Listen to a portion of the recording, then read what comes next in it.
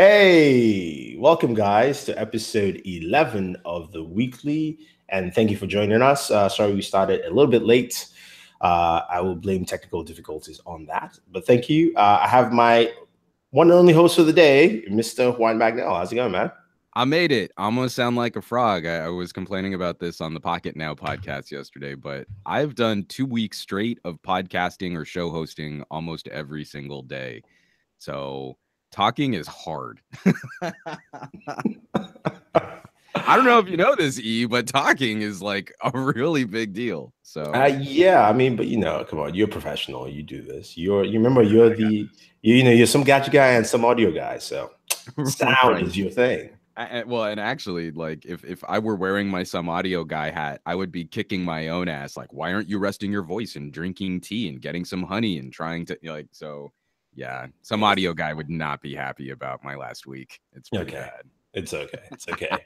Well, everyone, thanks for joining us. I just want to mention this quickly. Derek11 says, just saw the shittiest Fitbit Versa review. It was torture.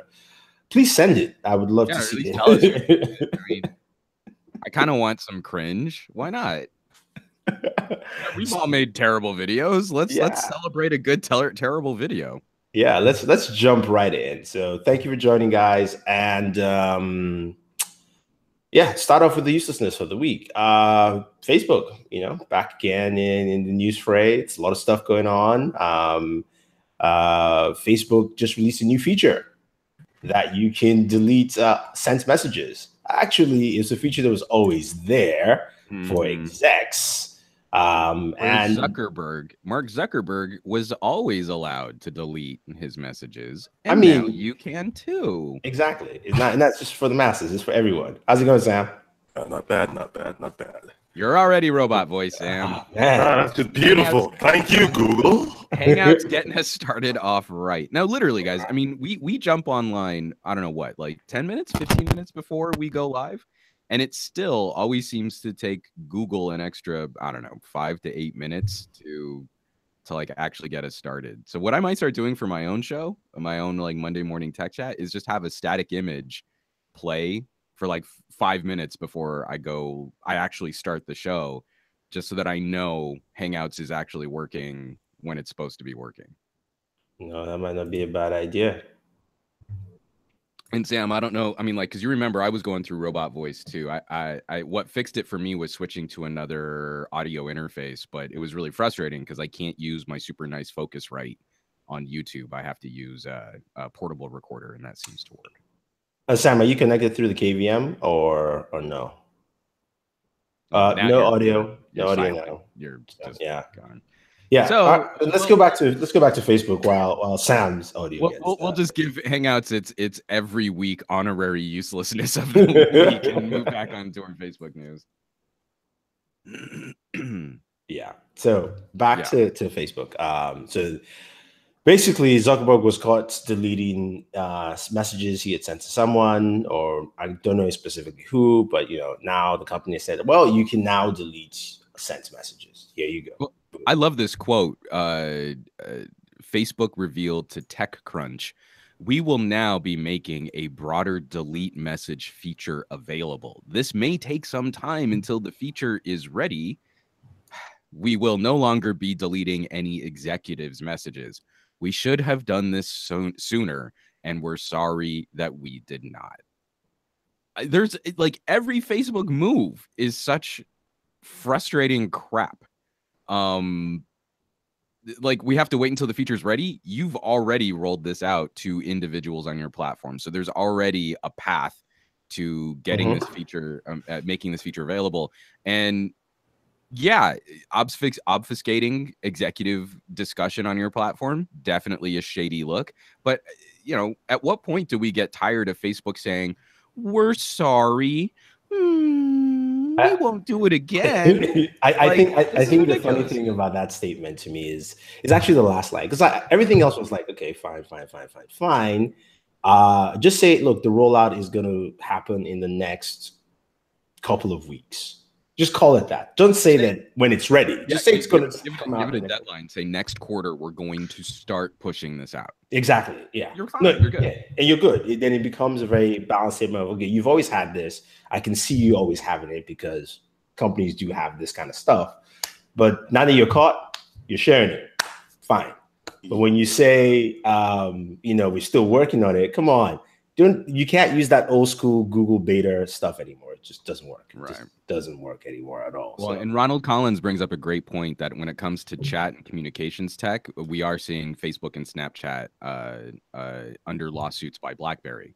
So potential patent infringement anyway. So like the core of how Facebook Messenger works might owe more than its fair share to something like BBM. Yeah, it could be that. Could definitely be that. Yeah. Any thoughts, Sam? If we can hear you. Hey, can you guys actually hear me now? Whoa! You're not even that baritone is hitting. We're back to that dark chocolate voice, Sam. Oh yeah. Oh, that's right. No, it's really crazy because I think this is what people should be more focused on. It's the whole idea that Facebook, even the guy who created Facebook, doesn't want his messages to live out there on the internet in perpetuity. So maybe we shouldn't want our shares and likes and messages and phone numbers and who we texted to live out there in perpetuity as well.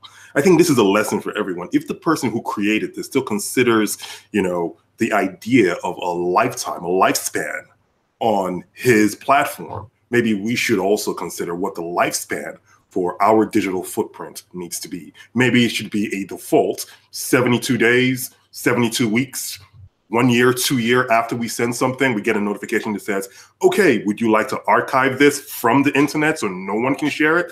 That might have to be an option.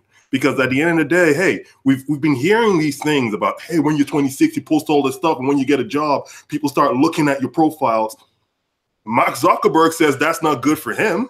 That's not good. Right. That's not going to be good for his kid when his kid gets older, because I'm definitely sure he's going to educate his kid to be a lot more savvy than most people on the internet are right now when it comes to Facebook and footprint. So maybe it's not good for us as well. Maybe we should all think about that and try to understand that even the people who create these devices see possible downsides to sharing everything on their platform. I do agree. I think that's something, to me, this is something where if I'm Facebook, I will try, and especially with the other topics that we have where, not the next topic. The next topic is somebody else is suspended for, maybe data violation or something like that. But also Senator saying Facebook might be broken up. We'll get to that. But, this is a chance where if I am Facebook, you need to be forward thinking. You need to look at this and say, okay, look, how do we save our company? How do we appease a lot of different groups? One of the options that Sam says is like, look, if I can archive this stuff out, if also there are some child protection limits as well, younger Facebook users, where they're 13, say, hey, look, kind of taking the same way as like, that's a minor. So there are certain things that will happen. They will say things. It doesn't mean that's necessarily the case now that they are 26 looking for a job, like you stated.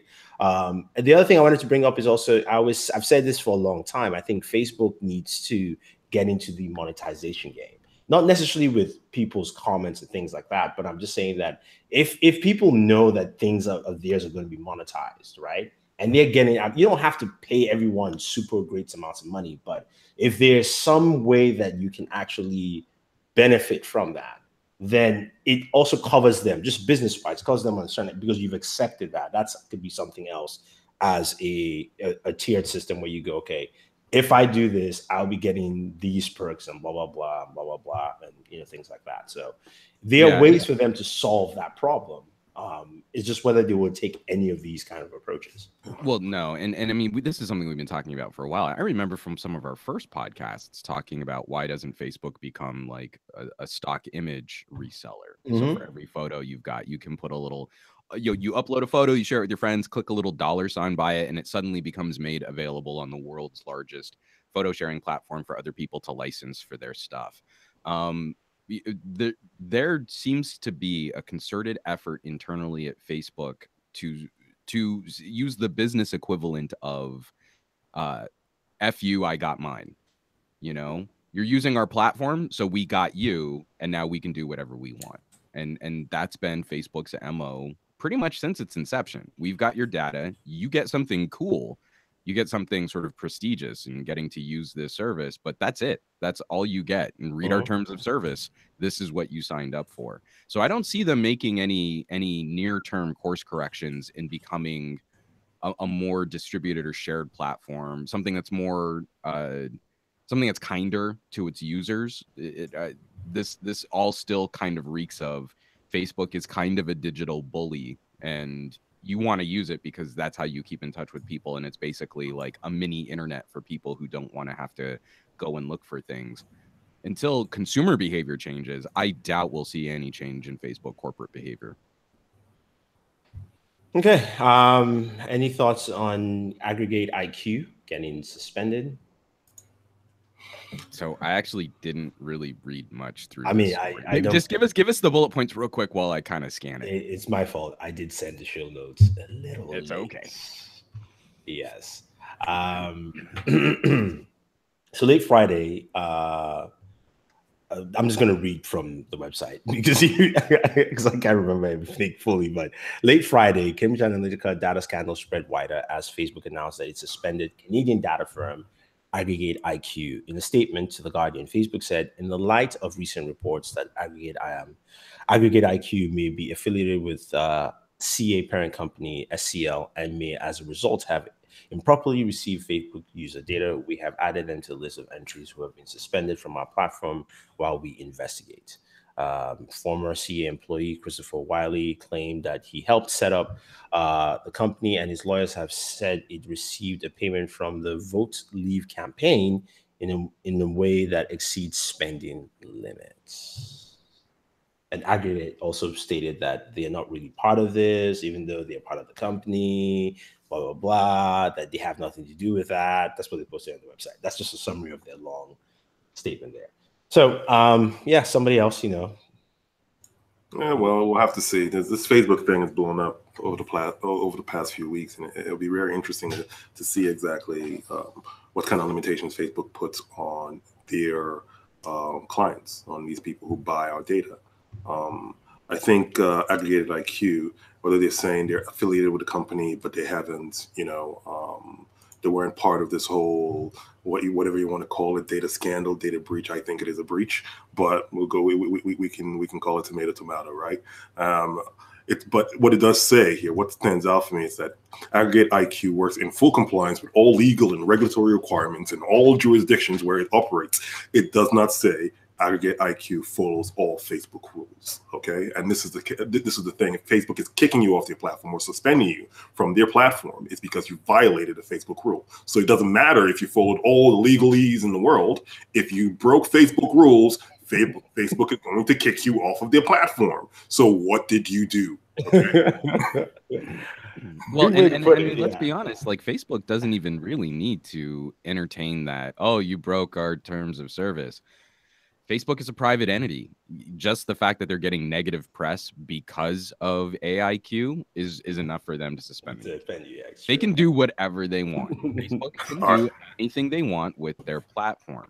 So this is, again, it's another situation where I think we need to be looking at consumer behavior as our first line of defense. We need to be those who are active in our circles of family and friends to say, like, this is how we should engage in conversation. This is how we should share information. And we shouldn't be doing business with companies that take their responsibilities lightly in protecting our data. On the other end, I think this is just a smaller part of a larger overall conversation about just sort of digital mindfulness. What are we trying to accomplish? What are we trying to do? Who are we trying to reach out to? And should we be putting all of our eggs into one basket? Because I know a lot of computer users turn to Facebook as an almost singular resource for communication, entertainment, and trafficking information for themselves. And I mean, we need to be able to start shaking up that conversation. Yeah, you do say a good point, especially with the reason I just came to mind is Tim Cook and how he was basically throwing stabs at Mark Zuckerberg this week. That's also a platform that, you know, a lot of people have all the eggs there. A lot of iOS users are. I mean, there are many platforms like that. No, Tim Cook can talk because the fappening never happened, right? It's ridiculous and just ultimately irresponsible for one CEO to open his mouth and say whatever he's saying about Facebook's, you know, security and privacy and whatnot, when you yourself had a breach and the way they handled it wasn't even that great. So there's blame enough to go around. There's so much blame to go around. And I think it's the only time we see things change is when we get pissed off after, obviously, our data has been exposed to the world. And then we basically force these companies to make change. And I think that puts these social media companies and these companies that have our digital data in a position where, you know, the government is just going to come in and make the rules. If you're not going to properly police yourself, if you're not going to let the free hand work in the way it's supposed to work, where we get value without basically risking, you know, loss of our data and whatever, if you don't let it work, the government's going to come in and they're going to basically force you to do what they want you to do. Then that's very true. Before we get to that government topic, that's a great segue. Yeah, I know, man. I think about the segue, dude. Something that come to mind was Twitter. The reason I'm not saying that Twitter is better or not. I'm just saying that Twitter did something years ago when they basically restricted everyone from in terms of third-party access. They had a very strict model of third-party access. Just want to throw it out there. I have no data to back it up, but has this helped them in any way? Just because they had this mindset of said, you know, forget it. No, everybody block. This is how you're supposed to use Twitter. This is the way of accessing it, and it's only through us to a large degree. Well, I mean, I use Friendly for Facebook, but I didn't think that the situation on Facebook was so diversified. I mean, there were dozens of Twitter clients that people were trying to create back in those early days, and a lot of Twitter competitors. I mean, as soon as Twitter came out, there were a half dozen other attempts at a short form text style messaging real-time platform. I don't really feel like Facebook has a problem there. I mean, you buy an unlocked Galaxy phone and you probably can't uninstall Facebook. No, you can. Yes, you can. Because now you can uninstall everything on the Galaxy except Samsung apps. That's it. Okay. I mean, I've still seen people complaining on well, maybe it was on the Note 8. But no, anyway, right here. Just saying. Don't diss the Note 8 like that. What's wrong with you? It's a beautiful phone, man. I mean, come on. But regardless, if that is the case, we're still talking about a fairly recent development, and probably one that isn't true for all regions. Again, like Facebook has wormed its way into a direct attachment, this parasitic like attachment to manufacturers, carriers, and users. So I don't feel like they have any great fear or great problem there with like how people are using the service. Like, I mean, one of the things what I was just kind of referring to there was basically more on the platform side and how. Oh, you mean like the corporate like side, how how Twitter basically said nobody is going to do this except us, and Facebook was like, you can use the survey and this and that, and you know, I see what you're saying. Yeah. And I would agree again if we sort of had a slightly more mindful digital world or a kinder digital world, but Facebook's own business practices sort of preclude that. Yeah. How they traffic directly in user data sort of stands in the way of what you're talking about as some sort of, like corporate fairness doctrine. That's probably not going to happen because again, until consumer behavior changes significantly enough for it to be a problem, Facebook makes too much money. Again, that's why I don't buy anything in this apology tour. I really don't feel we're going to get any substantial change. We're going to get these token adjustments to the platform, but too much money is being made in the way that Facebook handles data. So we're going to make an example out of a Cambridge Analytica, but there are probably a dozen other companies which are 95% as bad. And they get to stay in the shadows because we're putting the spotlight on this one company and making an example out of them. And this is how Facebook's going to be better. Well, Facebook isn't really need to be better. You know, again, it's Facebook makes their money this way, and then all of the companies that interact with Facebook are trafficking in data that way. So it doesn't help us if it's just going to be this one token example of how to improve the platform. Yeah, Nerez says, can you imagine HTC Facebook phone if it was successful? Forget collecting user data. Like basically your DNA is logged in. Oh man, I'm just thinking of a nightmare scenario, which would definitely have happened to me, which is basically someone you probably dated before declares himself as a company, basically signs onto the analytics data and just basically starts contacting everyone in your phone. Yeah, that's like a nightmare scenario. There is somewhere a dimension, an upside down dimension, where instead of the fight, there is a dark dimension where all of us are having a podcast conversation talking about instead of Samsung versus Apple, it's Fire phone versus Facebook phone. And those are the top two consumer platforms, and we're shouting into the void about privacy and digital health. And go, but I just got this ad to refill my soap. Great Fire phone, thank you. You know what would be best is if those people, our versions from that dimension, could actually see us. They'd be going, please give us Apple versus Samsung. Right. And we're over here like, oh no, more competition. We can't have this duopoly. Yeah, that is very true. Derek 11. Come on, Derek. Microsoft kin. I still have my kin. That could have been a fun feature phone. Oh, poor Microsoft. Why do you bail on everything? No, let's not go there. Let's just stick to Facebook. So speaking of Sam's segue, which there's no segue anymore, but you killed the segue. A senator said that Facebook better come with some solid answers, or else they could be broken up. And I find his statement to be very, very, very old. Because I get the harshness that he's trying to portray. But let's just be real. I mean, this is what they do all the time. He has no idea how this thing functions. He has no idea what the parameters are. And it kind of goes back to a lot of the discussions we've had of how government is always late on policies for tech. I mean, way behind. And how do you even break up Facebook as a company? Other than you're going to split up Instagram and WhatsApp again, right? Facebook is not a bank. Facebook doesn't, have to declare itself to some, governing body per se. Facebook is not a a natural monopoly. Facebook is not.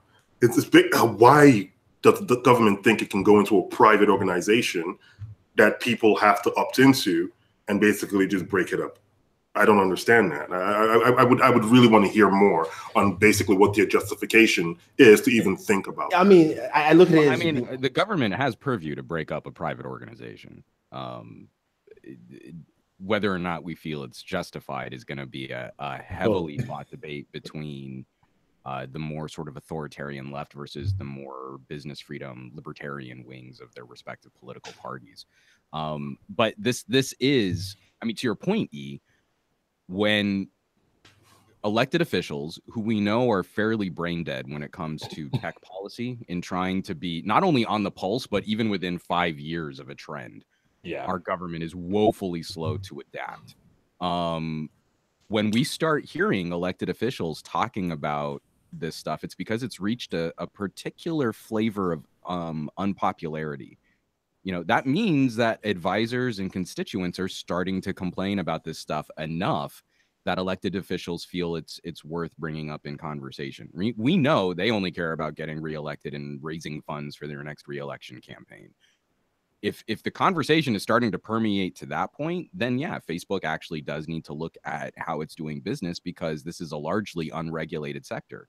I'm sure the FTC would like to start finding a better framework for how it deals with the public regulation of these types of industries. Did you say the FTC? Yep. Well, FTC is largely toothless as long as you disclose what your business practices are. But the FTC is also one of those tip of the spear industries that would force Facebook to publicly disclose business practices in a way that I'm sure Facebook probably wouldn't want to. Instead of trying to bury it in the terms of service, they would have to outright disclose, this is how we're ripping off your data, or this is how we're engaging with other corporations to rip off your data. So that still wouldn't be great for Facebook, which, again, a lot of the business perception on these services is emotional. You know, people don't want to rationally examine what's going on. They don't want to know how the sausage is made. Then if we see any kind of turnover in the midterms and into the next presidential election, then you've got an FCC, which will probably be more aggressive in acting on behalf of consumer privacy. As soon as you get Ajit out of there, you'll probably see an FCC start working towards fixing the damage that's been done over this last year, or over the next year too. So this should be a very clear warning shot to a company like Facebook that nothing's going to happen to them in 2018. Probably nothing's going to happen to them in 2019, but by 2020, again, knowing how well politics can actually move on these kinds of issues, they could be facing a substantial, not only consumer backlash, but the pendulum swing, overreaction to Facebook's business practices. If we'd had just reasonable regulation, Facebook could have stair-stepped, with, we want to make sure consumer data is protected. We want to make sure communications can be deleted. We want to make sure. It would have been a much more linear one-to-one. I'm going to make this step and you have to follow with this. We're going to make this regulation. You have to abide by that. But instead, it's going to be like a rubber band snap where everything's going to try and get tackled all at once. And instead of little scalpels to how we do business, the government's going to use a fucking battle axe. Yeah, which is why I said it to me, it's very beneficial for them. Even if for one of their chief strategy officer, what's her name, Sandberg, if I'm not mistaken, if she looks at it and says, okay, look, either way, elections are coming, that mindset is going to change at some point. So let's look at certain things like, okay, easiest one, kids. I mean, you start with something that will buy you favor. You say anyone in the age of 18, that data is basically not going to be mined, or whatever the case may be. Like, you do something like that, that will win people going like, oh, okay, you're coming to your senses. And when you go to government, you're like, oh, look, first of all, we protect kids and you don't. I'm not saying that, but I'm saying that in that kind of mindset, and then you can build from there. So my main concern when the government gets involved in most of these things is that, like we've seen with the FCC, although the government set up these organizations to advocate for consumers or for the best interest of their constituency, we find that lobbying money is actually what drives decisions. We've seen that very, very clear with Ajit Pai and the FCC. Now, if Facebook is going to get into a situation where the government is going to come in and start making these regulations, I can almost guarantee you it's going to be the Verizons of the world, the old media companies of the world, the AT&Ts of the world, all their competitors out there that would be funneling, lobbying money into making these laws, and Facebook would be funneling money into into influencing these laws, and who gets, screwed over, who gets left holding the bags? Us. Because no one right now is going to operate with our best interest at heart. And that's why anytime these companies have these data breaches and they're not forthright about it, and they're not very clear about how they do business, what they're doing with our data, it worries me, because if they don't self-police themselves, the government comes in, and at the end of the day, it's the consumers that get screwed over. And we need to continually hold them. Yeah. In the short term, I agree with you. In the short term, we always get left holding the bag. But in the long term, we can set a trend where we can improve public policy. And then, again, we kind of have to wait for a new generation of politicians, or we have to wait for the current generation of politicians to die from old age. And then a newer generation will be a lot savvier to these types of issues. It's just, can we create the start of a framework now? It's the same issue that I've got with the video game industry, because I agree with you. I would prefer government not be involved with media and distribution. But if Disney can't rein in gambling mechanics in family-friendly franchises, if they're making too much money through EA and Netmarble and all their other developers that they won't get ahead of microtransactions which affect gameplay, then yeah, the government needs to get involved, because the ESRB does not disclose whether or not microtransactions or gambling mechanics are used in the game ratings. And they don't want to, because they make too much money that way. So if the gaming industry can't police itself, then we need to turn to an organization that can. We've gone through this so many times. I do not understand industries that get to this critical breaking point before they take a look at their business practices and say, we're in trouble. But we've done this with comics. We've done this with the music industry. We've done this with the film industry. We get to Senate hearings before the industry goes, oh, you know what? Maybe we should put a sticker on a CD jewel case just to let parents know that there are explicit lyrics in this music. Why would they have fought that to Senate hearings? That makes no sense. Be proactive, police yourselves, and you never have to put lawyers up in front of, congressmen or senators. Do that right to start. Make your business bulletproof, and you don't have to worry about politicians coming down on your head. But again, it's the short-term, next fiscal quarter financial gain, appeasing shareholders mentality that somehow you can have cancerous total growth in every industry, regardless of how consumers are doing. And the stock market can always grow. And we know that's not true. We know after a point, there will be a market correction and everything gets slid back and we have to rebuild from there. But, if we can just push to the next fiscal quarter, if we can just show another gain, if we can just show another dividend, then we'll be okay. And that's not cool. We need to start thinking longer term about our business practices. Well, speaking of short term and growth, Samsung's making a lot of money. Thanks for that segue, bro. Samsung put up its Q1 guidance for profits, and it's at an all-time high. It basically just give you the numbers here. In Q1 of 2018, they're looking at 61 billion, which is slightly lower than Q4, of course. And the market wasn't happy about that because it wasn't growth to growth per quarter, but it was much higher than Q1 of 2017, which was at 50 billion. Well, yeah, but that was post Note 7. What? Q1 2017 is the fallout of Note 7. Yeah, but still, that was still high, though. I think it was still higher than Q1. I would want to see what Q1 of 2016 was, because that was a good year. That was a good year over year for Samsung. So I'd like to see that in how well they're recovering from that Note 7 debacle. Operating profits recovered pretty well. The operating profits almost doubled from Q1 of 2017. It was 9.9 billion. It's now 15.6. They said the records are due to the S9 Duo, which of course kind of trounces some of the rumors that says the S9 hasn't been selling well, which is why the Galaxy Note 9 will come out early, but it comes out at the same time every year, end of August, September. So I don't get it. 2016 Q1 was 6.68 trillion won, which is $5.58 billion. Yeah. Damn. These people don't slow down. But they just made money. Here's the biggest part. That is Samsung has 70% of profits of all solid memory chips. Yep.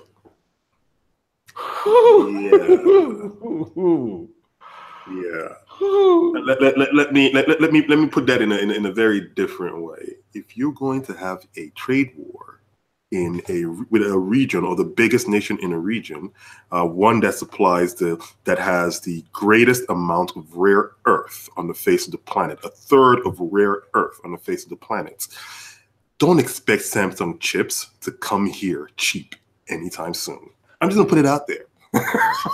Your iPhones might get expensive. Oh, it's okay. iPhones are just expensive. No, not expensive. Not the expensive we have. I'm talking about expensive. It's like you hear statistics like that, and you're like, interesting. Now you see how China plays a very big role in basically supplying the world with certain very unique, commodities. So people should be worried. If as much as I'm like, wow, Samsung, wow, that's great, that's amazing, like 70%. I'm like, oh, that's quite a lot when they're making 70% profit on every memory chip they sell. that means there is a scarcity there for the rest of the world. People can't keep up. They must have something that everyone else doesn't have, so they can charge a premium for it. It's, yeah. well, Samsung's making cash. Yeah, they're making cash. Yeah, they're making cash. You know, I just need some checks. That's all. Sorry. I was saying. So anyway, the next device we want to talk about is the LG G7 ThinQ, shown in the wild, with the name. Why? First of all, why? Why LG? Seriously. This branding doesn't make any sense. Yeah, the ThinQ branding does not help, because now, you know, there's a V30 ThinQ-S, right? V30S ThinQ, yeah. Yeah, I mean, yeah, like as Warren says, you know, Street Fighter naming is just not cool for phones. That's the full name, huh? The V30S ThinQ, and then this would be LG G7. Already, I guarantee you, this device has failed in the market. No, it hasn't. Come on, it has a notch. Yeah, everybody wants notches. In fact, man. I forgot to do my notch video. The notch is the hottest thing on the face of the planet, man. I'll do like that, right? Like that, right? Yeah. Yeah, you see notch. Yeah. In fact, even I'm gonna get like a notch haircut real soon. Just so it can fit in. Castle. Yeah, you know? do it. No, it just fit in, man. No, not at all. But everybody apparently likes it when a webcam cuts into your display. So I should just do this for all of my. I was actually going to make this my April Fool's video, but I just didn't have enough time to shoot it. It's the wrong location. It should be on the top. That should be on the top, yeah. Like just come down like. Yeah, exactly. Yeah. There we go. That's beautiful. Yeah. That actually just improved. I mean, if you think about it, I'm looking. We can see the best part of one, which is the beard. Look at that. It's a feature. It's a feature. Yeah, I mean, so the LG G7 ThinQ in the wild, it looks like it's got a notch. It's in the casing, 6.1 inches, Snapdragon 845. You know, 4 gigs of RAM, 64 gigabytes of storage. You know, and 2 scores as stated there. But I'm just disappointed in the name. I mean, there's enough to be disappointed here by. I think there was a glimmer of hope from LG fans when they did that AMA. Like, what do you guys want in a phone? And everyone was saying, like, don't do a notch. Don't copy a notch. Just don't do that. As if they were really going to listen. I think that's the danger. You know, if you do that and you are already building a device that kind of lines up with consumer expectations, it makes you look like, oh, yeah, we were really listening to consumers.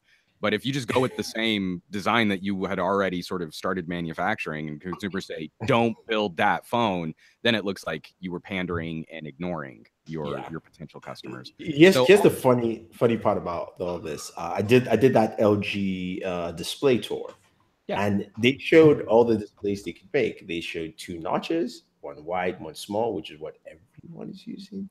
And they also showcased like similar to Samsung's S9, you know, just nice trim all around. And they were like, we can make anything for anybody.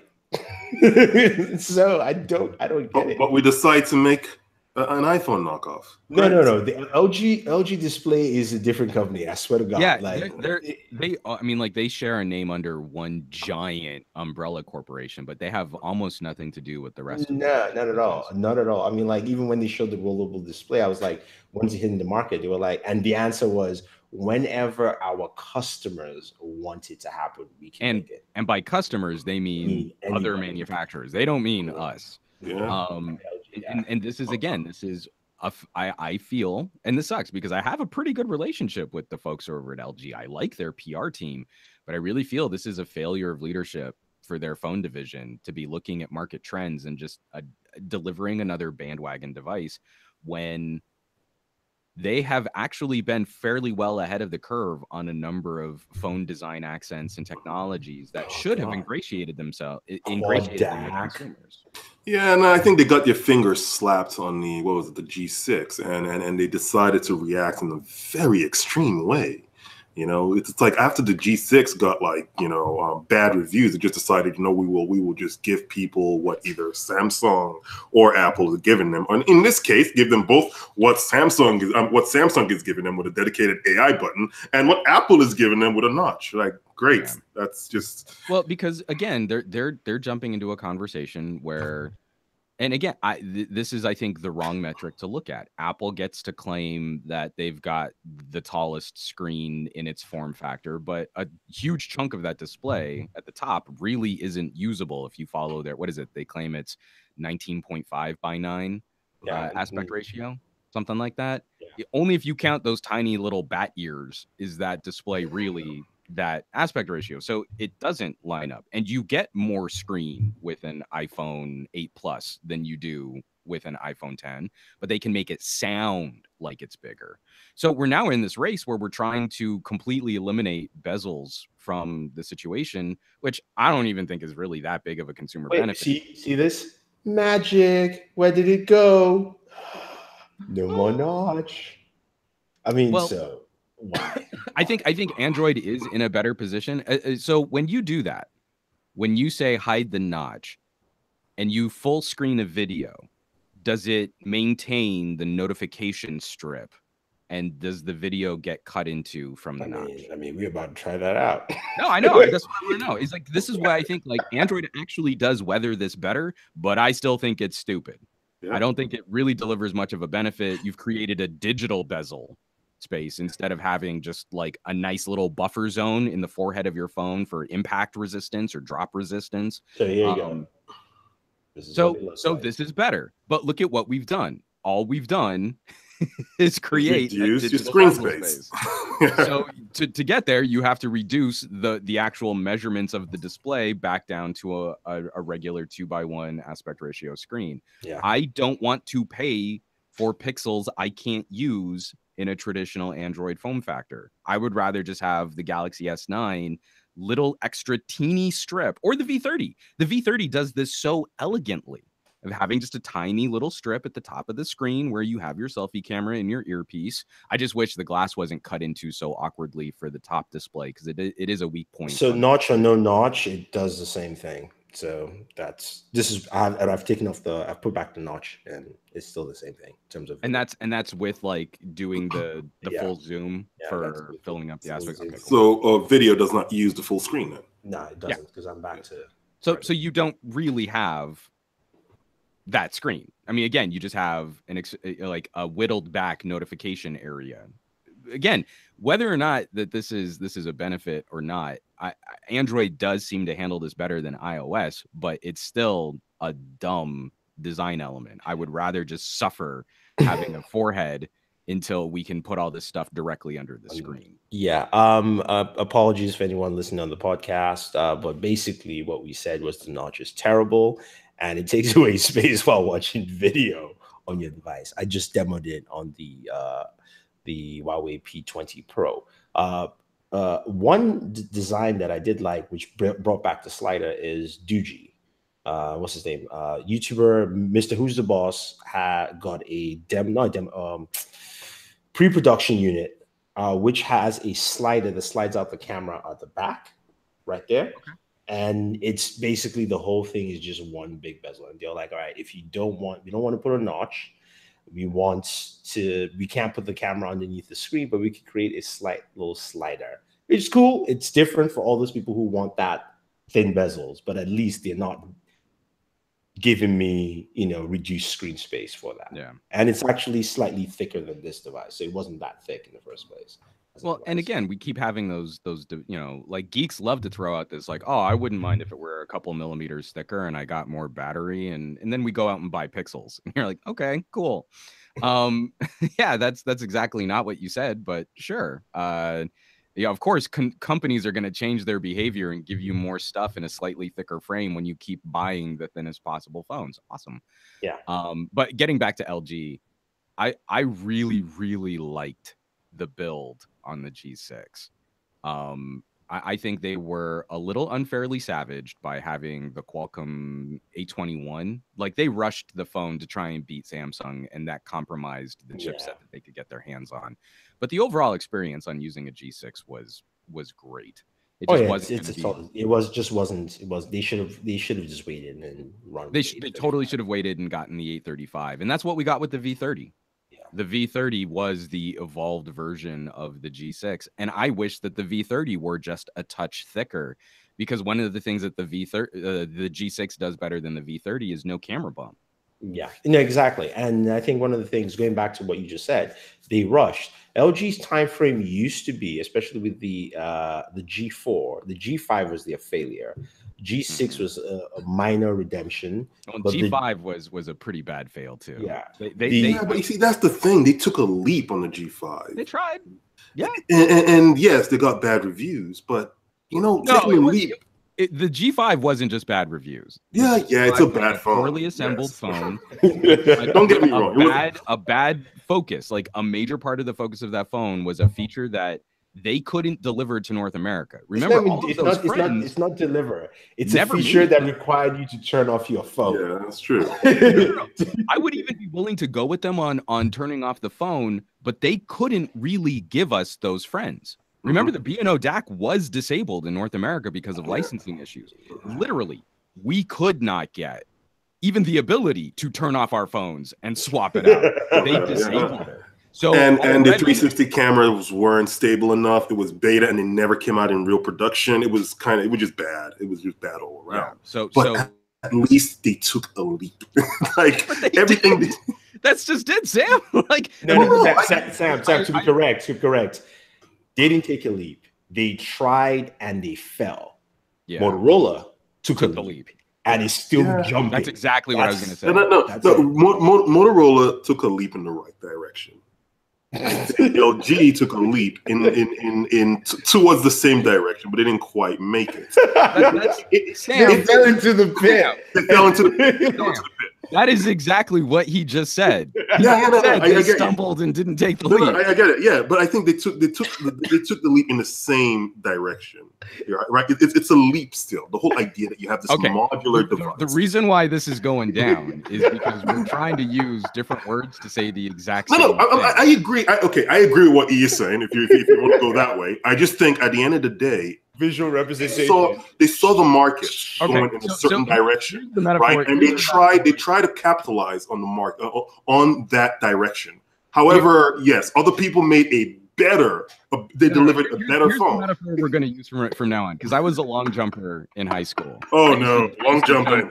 I used to jump low 20s, and I was only like 5'6". So Motorola ran down the little track with the board and jumped about 15 feet into the sand. Yep.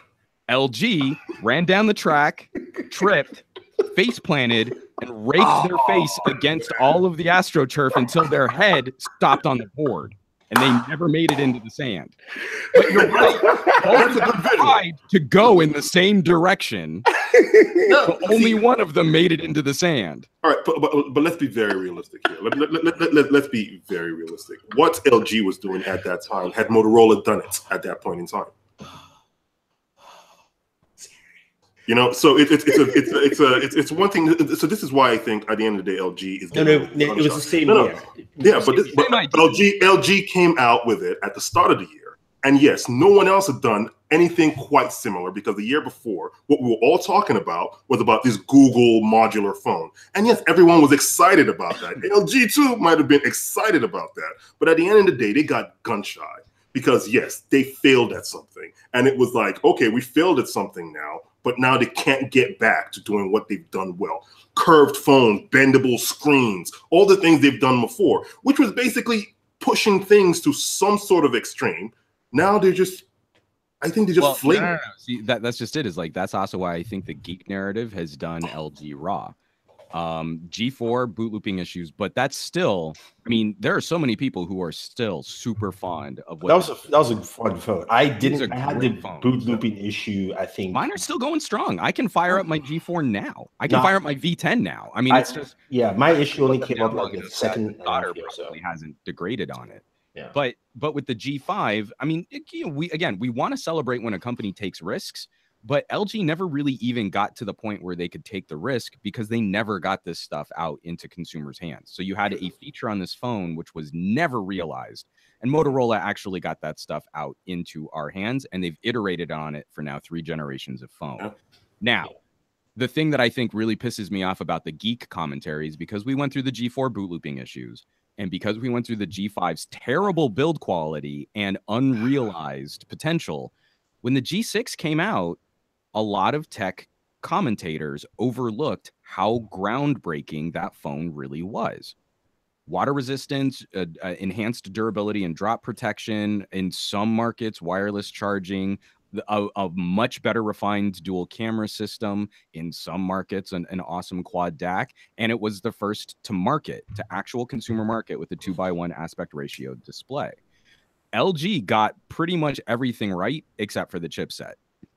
And so they definitely deserved some criticism there. But the criticism of the G6 were mostly the emotional sense memory of having to go through G4's boot looping and G5's literally falling apart on you. Yeah. And that wasn't fair for the G6, but that's what happens to a corporation when you have those kinds of mistakes constantly. And you also know that you're not going to get great software updates, and you know that you're not going to have great customer support for QA problems. LG just has a bad reputation there. Yeah. So you get to the V10, and they're actually starting to deliver some software updates to some regions more consistently. My V30 has Oreo with all of the AI camera features and stuff, and it's a nice little update. It's ridiculous that unlocked phones internationally don't have this update yet. But again, LG, they can't fix everything all at once. But they're not going to make any headway. To your point, Sam, they absolutely lose any potential for consumer conversation if all they're going to do is copy Bixby and the Apple Notch. Then it's over. They're not going to win anyone over. All they're going to do is reinforce why you should buy a Galaxy or why you should buy an iPhone. That's it. Every time we do this, that's all you're going to get is a consumer looking at that phone, which they probably have never really used an LG. And then you look at that phone and it looks kind of like an iPhone, but I could just have the iPhone. Yeah. I'll just buy an iPhone. That's it. You're right. The more they do it, the more people are just going to shy away from LG, and their brand is just going to depreciate. It's a sad situation. Yeah, and the thing about be focused on what differentiates an LG from the rest of the market. And the thing about copying Bigsby is, I mean, like I saw a video from TLD Jonathan, and he was like, how to take off. I know a lot of people have hate for Bigsby. I still don't understand, me personally. Maybe just because I have Samsung devices, but that's the thing. Samsung has Bigsby because they have a plethora, and LG has a plethora of devices too, but Samsung has worked. Yeah, they have more of an ecosystem. Yeah, they have more of an ecosystem. In terms of this ecosystem, minus Bigsby has been there for quite a bit of time. So they're trying to work it together. I mean, I love the fact that I can now tell my Bigsby to turn on my TV anywhere or turn it off. Simple, easy, but it's not only when Bigsby starts understanding the way I say hi, Bigsby. But we'll see. We'll work on that. I think it's more because again, Bigsby has evolved really well. Yeah. I actually really like what you can do with Bigsby now, but I don't like having multiple AI assistants that I have to remember. This is better if I use it through Google. This is better if I do it through Bigsby. And I hate having a hardware button. I do not want an extra button on the side of the device dedicated to that one interaction. I mean, I can a lot of people didn't like. Yeah, I liked the customizable button on the old Galaxy Actives. Those activity buttons were awesome, but let me decide what I want to activate with that button. Yeah. I mean, I hear you on the button. I am fine with the button. For me, it's cool because I actually use Bigsby. Whenever I go out, I don't say, hey, Bigsby, because it never will hear me. I just press and I leave notes and stuff like that. So, but yeah, I think that's what LG is trying to copy. And without a steady ecosystem, or like at least Samsung bought an ecosystem called SmartThings and then infused it with Bigsby, and they have a true ecosystem because they can easily say, we have an ecosystem that controls your whole home automation down, as opposed to LG trying to build one up, and it looks like they're copying. So we'll see what happens phones there. So LG is now starting to generate the ire that we talk about with Microsoft. You notice that? Like we can always don't jump down. I mean, well. starting. Yes, I agree. It's starting to. That's what I said. More like I chose my words HTC. carefully. More like HTC, I would say. Oh, not to that level yet. We'll see. We'll see the same sort of, because HTC is now just to full on defeat mode. Like, I don't see anything that digs HTC out of this hole. LG still has that little glimmer of Microsoft hope that we had with like Windows Phone 8.1. Like, it could still get better. There's a lot of unrealized potential there. So basically, then you we can know still it break probably off. won't happen. yeah, but here's the funny part. If you take those three companies, in terms of the hate, Microsoft's at the highest, but also still has the highest hope. Yeah, that's true. Yeah, that's true. And then HTC is here with just like no hope, and LG is like up there. And we're like, this you can go on, little guy, you can do it. Although when we start talking about the sort of the remainder of the market that's not occupied by Samsung and Apple, I think we're probably in line to see a greater diversification of players mixing up the last what is it internationally, like 40% of phones that are not Apple Samsung? Is that what the international? Yeah, so the breakdown there is it will be, but somewhere around there, right? So it's basically the next big three are Huawei, Xiaomi, and Oppo that create about almost. When we hear about Xiaomi potentially starting up a gaming line of phones, not potentially, it is coming. When I say potentially, it's the branding to me still looks like they could try the cop out that Razer did, where it's not a gaming phone, it's a phone for gamers. Yeah. That's what I mean. But you're right. They're making a gaming brand. Yeah. When I start seeing stuff that, you mean a brand for gamers? Yes, not a gaming brand, but a brand for gamers. Yes. Thank you, Sam. I feel quite well corrected on that point. But when I see stuff like that, and where I felt there were some humongous successes in 2017 was in specialist devices. Yeah. If LG walks away from the differentiators that make a V30 interesting, then they lose out on the potential of being a king of their niche, and they're going to give it up to a company like Red. A great argument for why a cinematographer or a content creator might want a Red phone for the branding and the lifestyle and the features that they provide. And maybe they have a modular system, maybe they don't. But they have pins. They have pins. Right. But it's like, so does the Essential. And I'm sure we're going to see a healthy ecosystem of accessories for the Essential phone over the next year. Oh, boy. But to that point, though, I mean, this is where a BlackBerry can do a lot of damage in that 30 to 40% of the international market, which is just up for grabs. That isn't already dedicated to Apple, Samsung.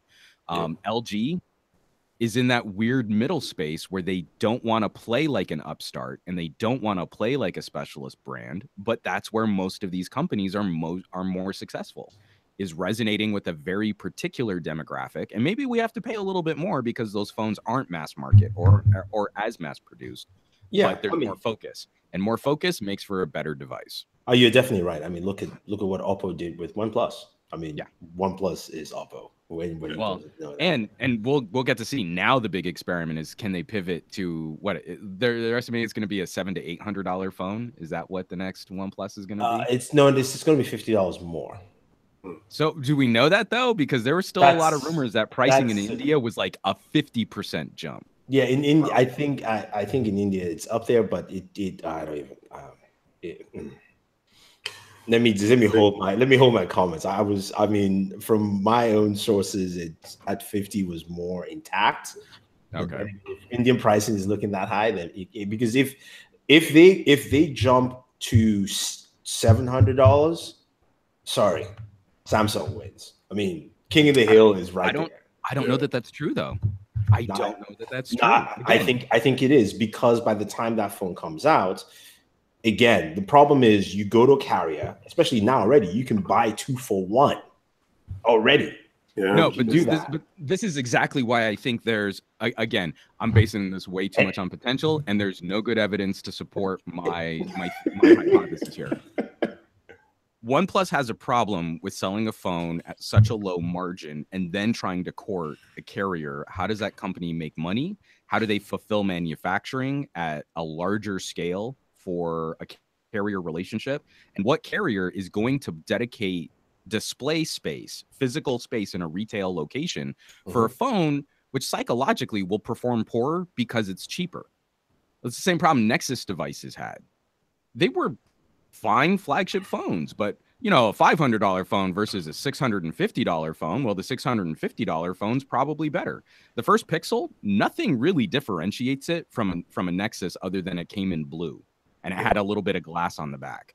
And you're like, okay, well, now you priced it against an iPhone. Psychologically, that's the Google iPhone, so it must be just as good as an iPhone.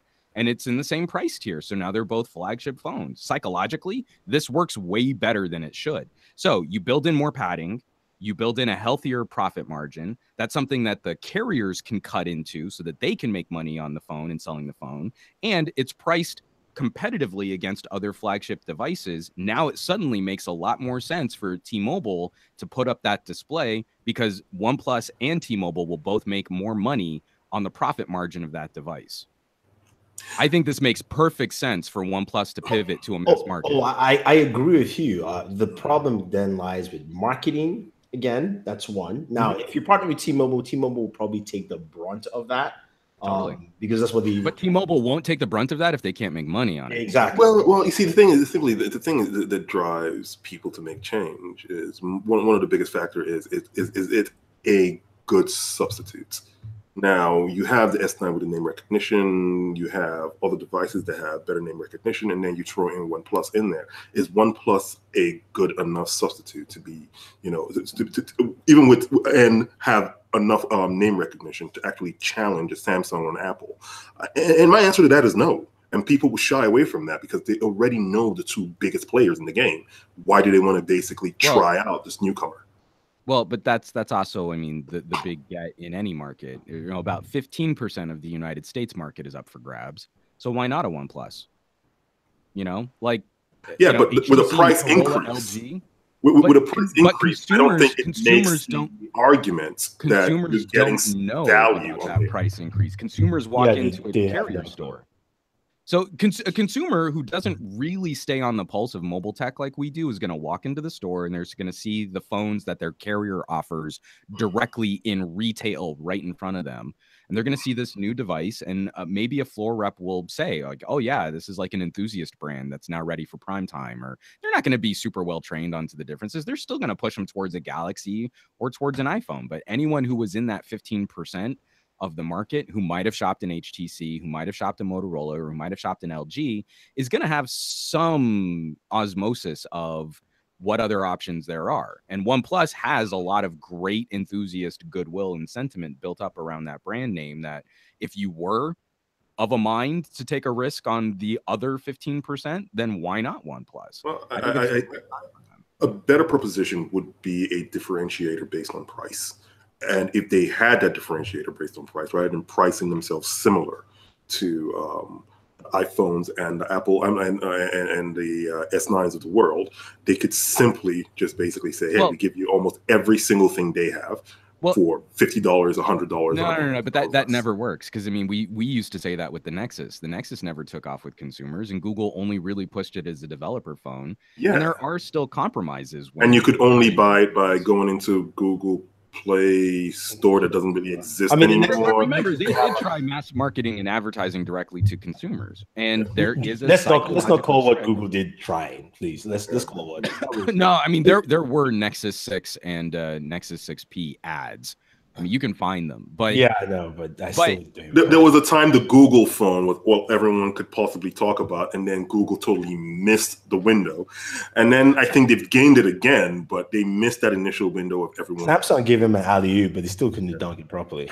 But ultimately, there is still something that happens if you say this phone has everything that this premium phone has, and it's $100 cheaper. That doesn't work anymore. It's $100 less good. It's $100 less fashionable. It's $100 less less complimentary to my lifestyle. I want a phone that shows off that it's the best phone. And right now, the best phones are Samsung and Apple. So you don't win by that. And let's be frank. I mean, even if they do raise the price on a OnePlus $200, they're only at entry level Galaxy S9 territory. So they'd still be undercutting part of the market by maybe $25 or $50. They're barely into like Huawei Mate 10 territory, like not even there. So they would still have sort of a price conscious argument to be made while also engaging in a much healthier profit margin per device sold. That I think is enough to attract a carrier to give them a little display space. And I think a T-Mobile makes a lot of sense for a OnePlus. I think AT&T is a much weaker partner for some of these side brands. The Un-carrier seems to be a better choice for a lot of T-Mobile is a choice for anybody who wants to come in right now. If you want to come in hot, snazzy, Un-carrier deals. Unless you're Huawei, then the answer is no. Yeah. Well, just don't make networking equipment. If you don't make networking equipment, then you can sell whatever device. And you can also traffic user data and compromise your payment system. Then you're fine. But if you make cell phone towers, oh no, we won't have any of the cell phone sales. Thank you very much. Yeah, which is why Jame is like, yeah, we coming in. We're coming in strong. All right, guys, I have to bounce. All right, man. Fine. Yeah, cool. Fine. It's all right. Get out of here. Whatever. Bye. Later. Bye, Sam. Peace. And I think on that note, we can wrap things up. Wrapping things up. Yeah. I would just like to say, I think the winning conversation of this week's episode was the dueling interpretations of what a leap meant. I know. Part of the podcast. I really feel like we should be doing this podcast recap. That was pretty special. They both made the same leap. No, they didn't. I know. I was like, no, they're both leaping in the same direction. Yeah, but one actually jumped and the other one didn't. But it's the same leap. No. Sam was trying to give LG some credit. I love the analogy at the end. It was just, they ran the asphalt. It's like the difference between a gold medal Olympian jumping and then like toddlers playing in a sandbox and making a sandcastle. We're not even in the same sport. We're not even in the same league. Ouch. Okay. All right. And I like LG. Cool.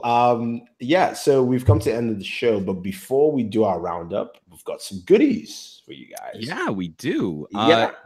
Because we had some pretty solid chat here. Take your time while I go through it. No. I've been trying to like not because I can't really do a random number generator on these, but I've been doing the sort of like scroll and tap, not looking. Yeah. And but he doesn't get all of them, but Derek 11 was the first that I would give it to Derek again, but Derek won last time, so right. No, that's what I mean. Yeah. Pretty prolific in the chat here. Yeah. So the next one I landed on was Imagine Zagi. Imagine Zagi, you get this brand new gaming headset. It's all red. Has a red bag as well. So hit me up on Twitter and I can get your info and all that fun stuff. So congratulations. So, next up on Juan's random scroll click is Ronald Collins. Ronald, my man. Turtle Beach headset will work wirelessly with your Xbox as well as your PC. This is the Turtle Beach 600. Good. Next up, I've got Richard Ratner.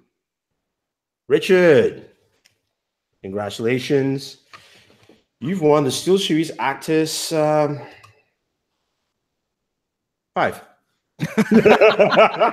It was a little anticlimactic, I feel. Come on. Because they have no lettering. I have to actually go back into my memory base to think and go, like, which one is this? So congratulations. We need 2 more because I just landed on you. So you can't win. You're me? trying to get rid of this stuff. That doesn't work. Okay. The next one is for anyone who has a PlayStation. So. Okay. Well, I landed on a Manners Z, AMMANERZ. Okay. So he gets a PlayStation controller. PlayStation charging dock for your. I don't know if he can use one, but he gets it. Yeah. You charge both of them. It's pretty simple, nice. So congratulations, guys.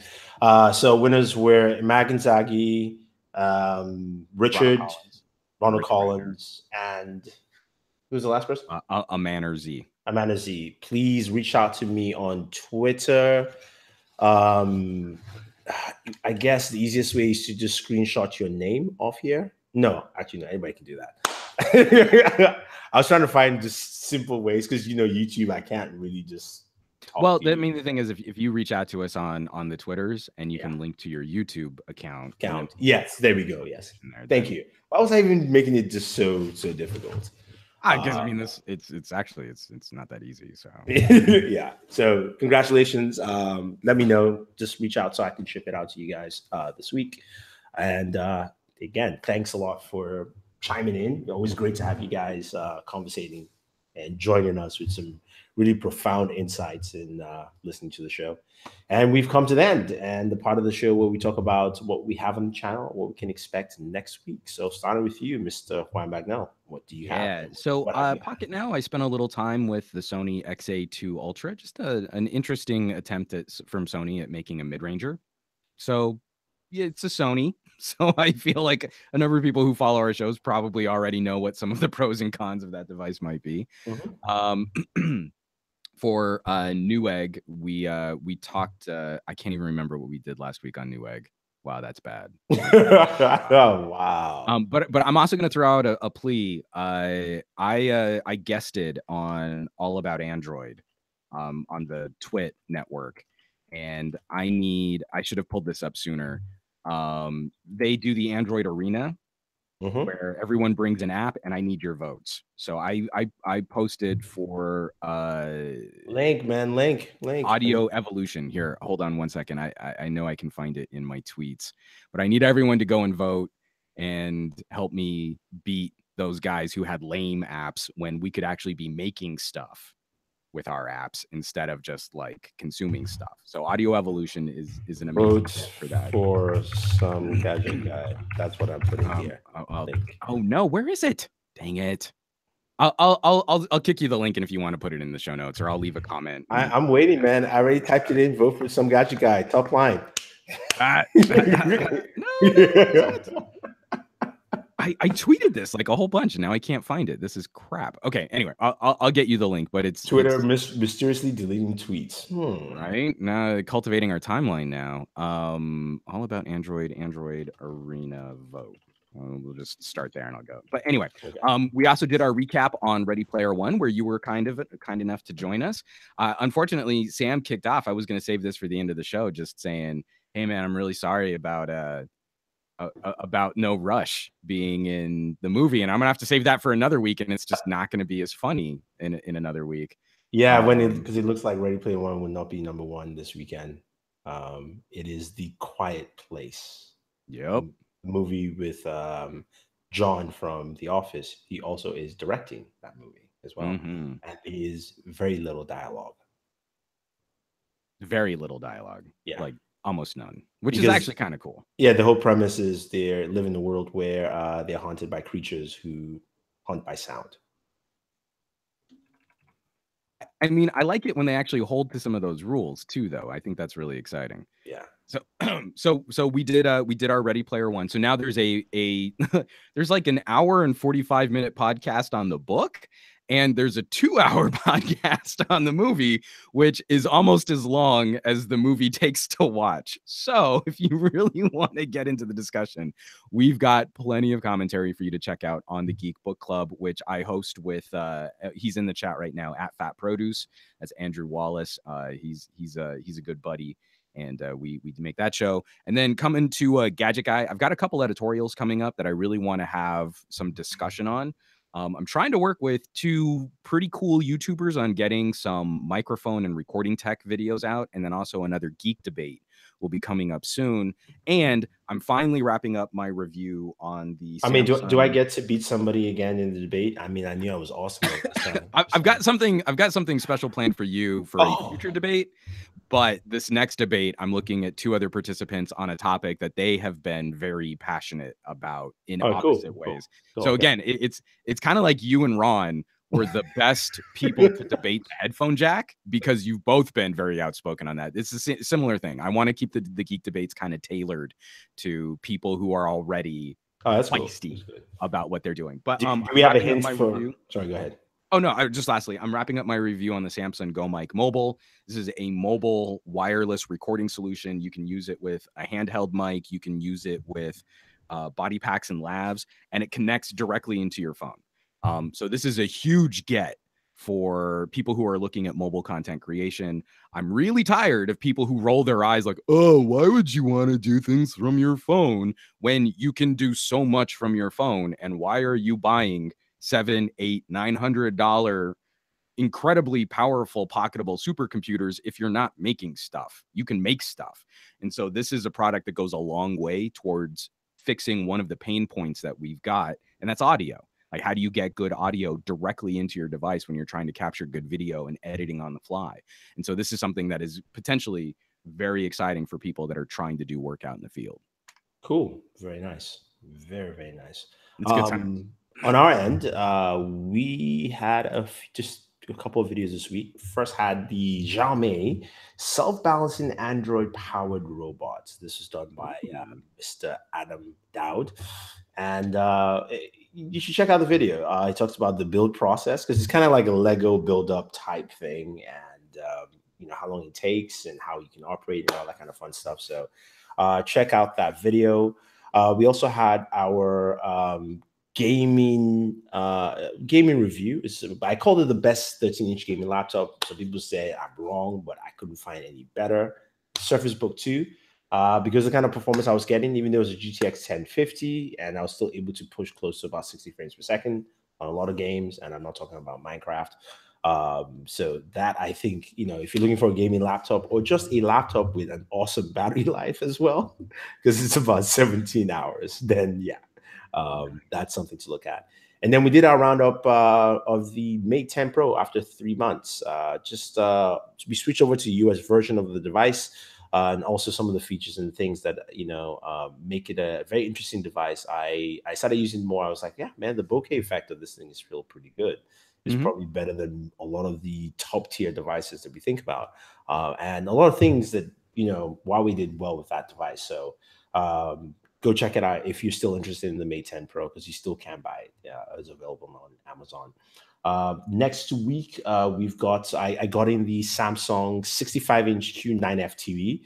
I'm going to show you guys a setup video for that. I'm also doing a gaming video, because it does do 120 frames per second. So playing some Far Cry 5 this weekend on that TV, checking it out. The review is going to come down the line. I need to kind of just watch a lot of TV shows. You know how it is. Just soaking some shows. And then tomorrow on Board, we're doing our first part of our recap of the Marvel universe. So Lou, Buddha, I hope you've watched every single movie. That is an undertaking I would not want. So we the first couple of movies that we are covering in the first part in chronological order is Captain America, the first Avenger, the first Iron Man. Then we move to Iron Man 2, then the Hulk, then Thor, and then the Avengers. So that's what we'll be watching and talking. So join us on Board if you want to discuss just movies and all that kind of stuff there. And yeah, we'll have some more stuff again on the channel. Follow us on all social media. And at this point, I want to say thank you to everyone. And of course, Mr. Juan Bagnell, who is Some Gadget Guy on the internet. You can find him on Some Gadget Guy on his YouTube channel, also on Twitter, Instagram, Facebook, as well as he hosts a show on Thursdays at 1 p.m. Eastern on Newegg. So he's there as well. You can find him. He's got some great stuff. And, the man has a voice. What's left of a voice in tatters right now. But I did find the link, so I put that in the chat. Cool. Yeah. So yes, and please go vote for Audio Evolution Mobile. Do vote for him as I copy the link, as I paste the link, and as I Control V. There we go. And as I hit save, so it's there. It's available. It's right there in the description. Do vote for him, because you know what, I said so. So.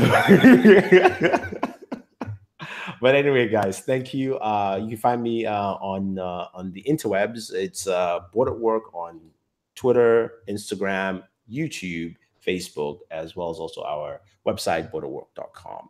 Thank you very much, and always enjoy entertainment. Oh, I forgot. Remind me, the guys who won, remind me what devices, so I don't send the wrong devices. Well, you can just go back and rewatch your video. You could do that too. Yes, I can do that too. But just remind me. I seem to remember, E, that you were going to give me that Threadripper build. That's the prize that I think I won. Remember? And we ending now. Thank you very much, guys. Bam. Come on, stop.